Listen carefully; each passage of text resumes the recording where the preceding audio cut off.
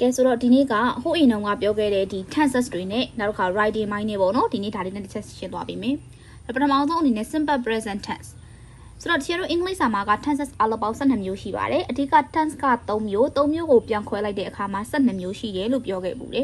အဲ့ဒီ12မျိုးတွေကပထမတစ်ခုဖြစ်တဲ့ simple present tense ဒါကလေးပုံမှန်လေးသိပြီးသား simple present tense ဆိုရင်ဘယ်လိုနေရာမှာသုံးနေဆိုတာဒါပုံမှန်သိပြီးသားပေါ့နော်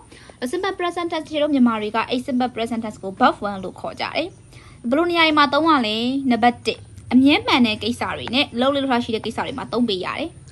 အကယ်၍ subject ကအနည်းဖြစ်နေမယ်ဆိုလို့ရှိရင် verb မှာ ses တွေကပ်ပါ subject ကအများဖြစ်နေမယ်ဆိုလို့ရှိရင်တော့ verb မှာ ses တွေမထည့်ရဘူးအငင်းဝတ်ကြဆိုလို့ရှိရင်တော့ does not နဲ့ညင်မယ်နောက်က subject အများအတွက်အငင်းဝတ်ကြဆိုလို့ရှိရင်တော့ do not နဲ့ညင်မယ်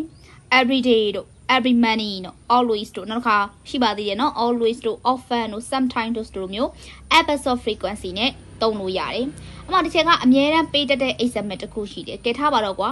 နေကအရှိအရက်ကထွက်တယ်အနောက်အရက်ကိုဝင်တယ်ဒါအမြဲတမ်းမှန်နေတဲ့အမှန်တရားဆိုတော့အဲ့ဒီကြောင့်မလို့တစ်ချက်ကနေသည်အရှိအရက်ကထွက်ပါတယ်ဆိုတဲ့စကားလုံးအတွက် the sun rises from the east နေကအရှိအရက်ကနေထွက်ပါတယ်အမြဲတမ်းမှန်တဲ့ကိစ္စဖြစ်တဲ့အတွက်ကြောင့်မလို့ simple present tense အနေနဲ့ rise မှာ ses ထည့်ပေးတယ်အဲ့လိုမဟုတ်တစ်ချက်ရေးသမီးကမနက်ဆို6နာရီအမြဲတမ်းထားပါတယ် okay ရေးလို့ရတယ် I always get up at 6 o'clock every morning ဒါနဲ့လည်းကျွန်တော်ရေးလို့ရတာပဲဆိုတော့က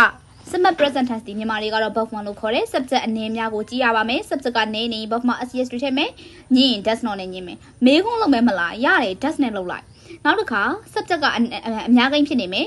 verb မှာ ses တွေမထည့်ဘူးညင် do not နဲ့ညင်မယ်မေးခွန်းလုပ်ချင်တယ် do နဲ့လုပ်မယ်ဒါပထမတစ်မျိုးဖြစ်တဲ့ simple present tense